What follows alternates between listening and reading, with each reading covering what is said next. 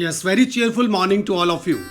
Time, समय, बहुत कुछ बताया गया, बहुत कुछ सुनाया गया, बहुत कुछ पढ़ा गया समय के बारे में।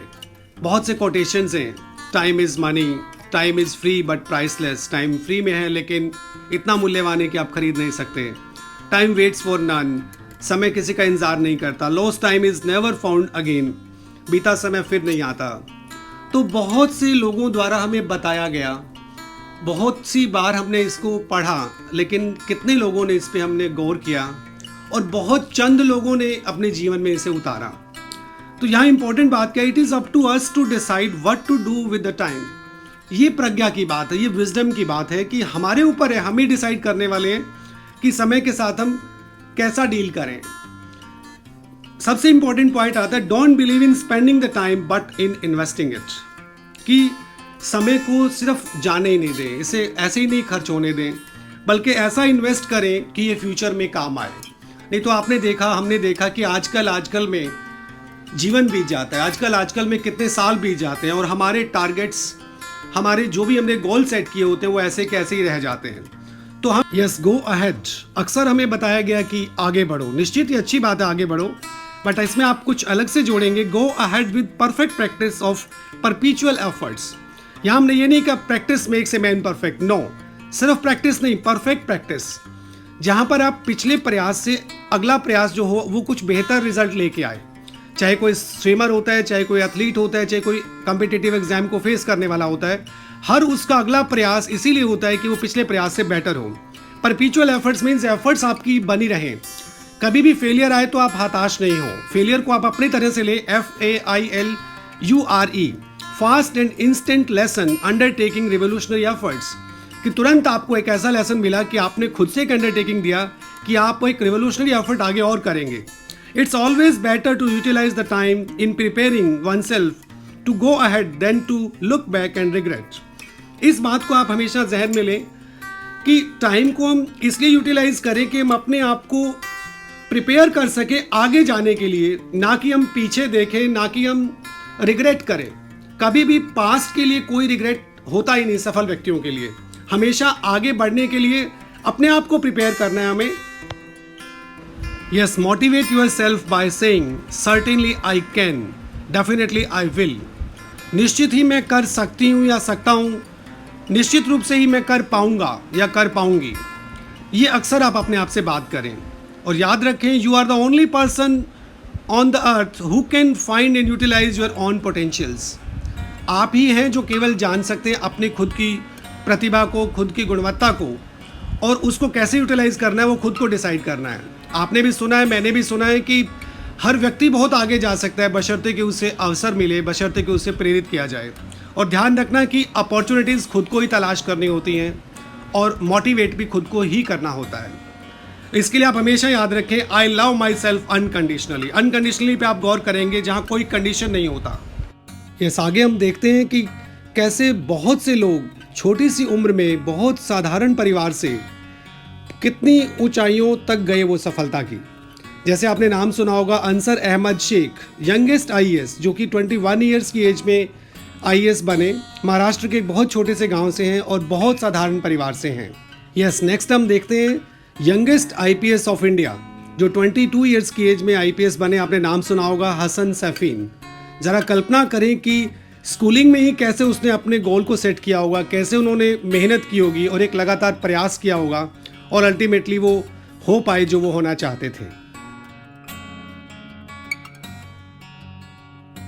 यस, नेक्स्ट हम देखते हैं youngest women IAS Smita Sabharwal. आप सब जानते हैं कि 23 ईयर्स की एज में वो IAS बने।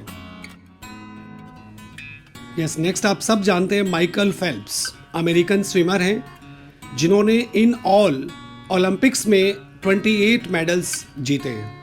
और अपने ही देश के, आपको याद होगा मार्क स्पिट्स का एक रिकॉर्ड था 7 मेडल्स का, जो कि 72 में था। 36 ईयर्स के बाद इन्होंने ब्रेक किया।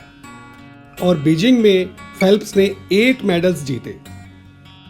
यस, नेक्स्ट आप सब जानते हैं Malavath Purna, youngest Indian to climb mount Everest at the age of 13 years and 11 months. ज़रा सोचो कितना बड़ा जज्बा रहा होगा उसको अचीव करने के लिए।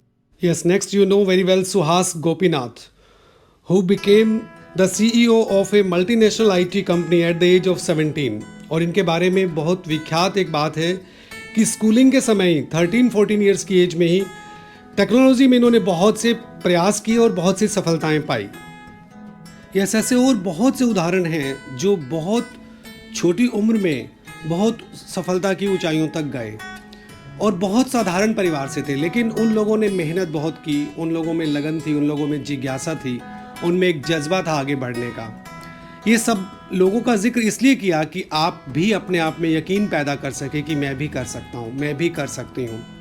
तो सफलता के लिए पहला कदम इस यकीन से उठाएं कि मैं भी कर सकता हूँ या मैं भी कर सकती हूँ। और ये ध्यान रखें कि कभी इच्छाएं नहीं करना, इरादा करना। इच्छाएं अक्सर दब जाती हैं किसी मजबूरी में, लेकिन इरादे कभी नहीं दबते। तो हमेशा स्ट्रॉन्ग डिटर्मिनेशन में विश्वास रखना कि I will always stand by my strong determination and work hard towards the step of success.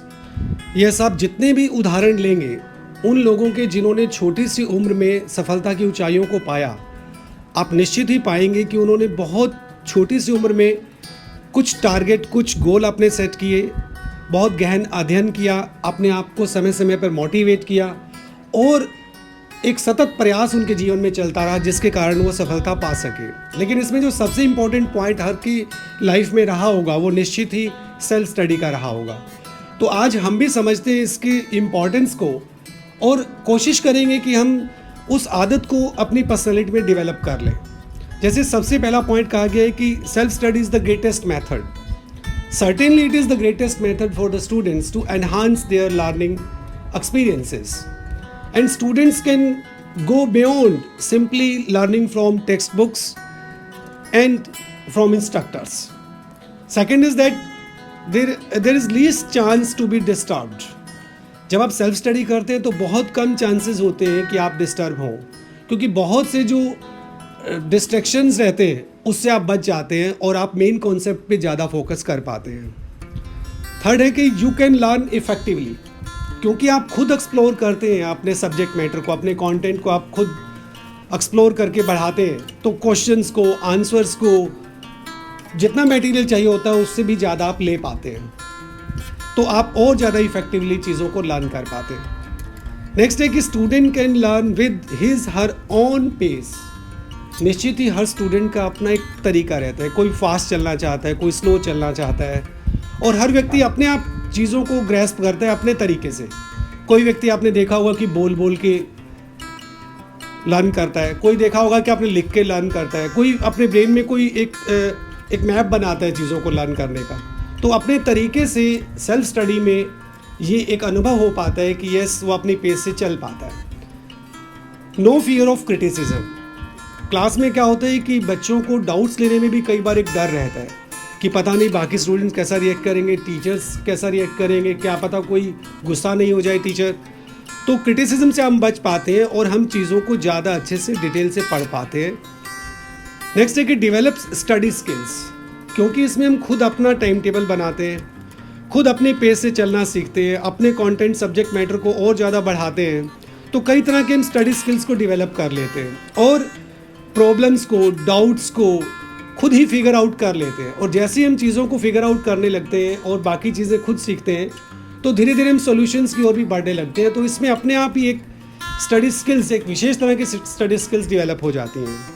Develop thinking skills, कि कहाँ से कैसे कैसे आप क्वेरीज को अपनी सॉल्व कर सकते हैं, कैसे कैसे आपको डाउट्स क्लैरिफाई किए जा सकते हैं, क्या क्या चीज़ें आप कैसे और तलाश करें, किससे आप सजेशंस लें, ये सब चीज़ें एक थिंकिंग स्किल्स आपकी डेवलप करते हैं। और साथ साथ में आपकी एक एनालिटिकल अप्रोच भी डेवलप होती है कि आप कितना आज आप कर पाए, आप अपने आप को असेस करते हैं, नेक्स्ट डे आपको कितना और करना है, इसके लिए क्या और ज़रूरी था जो मैं आज नहीं कर पाया। नेक्स्ट है कि डेवलप सेल्फ कॉन्फिडेंस। ये हकीकत है कि जब भी हम कुछ चीज़ें खुद करते हैं और खुद करने के बाद उसका सॉल्यूशन ढूंढ लेते हैं या उसका आंसर पा लेते हैं, तो एक अलग तरह का कॉन्फिडेंस आता है और ये हमें डिसिप्लिन सिखाता है। जब हम टाइम टेबल खुद बनाते हैं तो निश्चित ही और एक जगह पे बैठने का जो संयम होता है वो सीख पाते हैं, जो ताउम्र हमें काम आता है। एंड गुड वर्क एथिक्स, सबसे बड़ी बात सेल्फ स्टडी में जो हम सीखते हैं, सारी चीज़ें हम जब खुद करते हैं तो जो पूरे लाइफ टाइम हमें काम आएगा, एक वर्क एथिक्स होते हैं, वो ऑटोमेटिकली हमारे जहन में चले जाते हैं। तो हमेशा आप सेल्फ स्टडी को अपनी लाइफ में डेवलप करें इस हैबिट को। So let us have a quick recap of main points. First is don't believe in spending the time but believe in investing it. इस पे आप गौर कीजिएगा। Second is go ahead with perfect practice of perpetual efforts. यहाँ आप गौर करेंगे perfect practice पे और परपीचुअल efforts पे। थर्ड है मैं भी कर सकता हूँ, मैं भी कर सकती हूँ, ये आपके जहन में जाना चाहिए। फोर्थ है केवल इच्छा नहीं करना, इरादा करना, और आज से ही आप सेल्फ स्टडी पे लग जाना। कुछ पंक्तियाँ मैंने सुनी थी मोटिवेशनल, मैं आपसे भी शेयर करूँगा। सीढ़ियाँ हों उन्हें मुबारक जिन्हें सिर्फ छतों पे चढ़ना है, आसमां है मंजिल हमारी, हमें हौसलों से उड़ना है। Thanks a lot.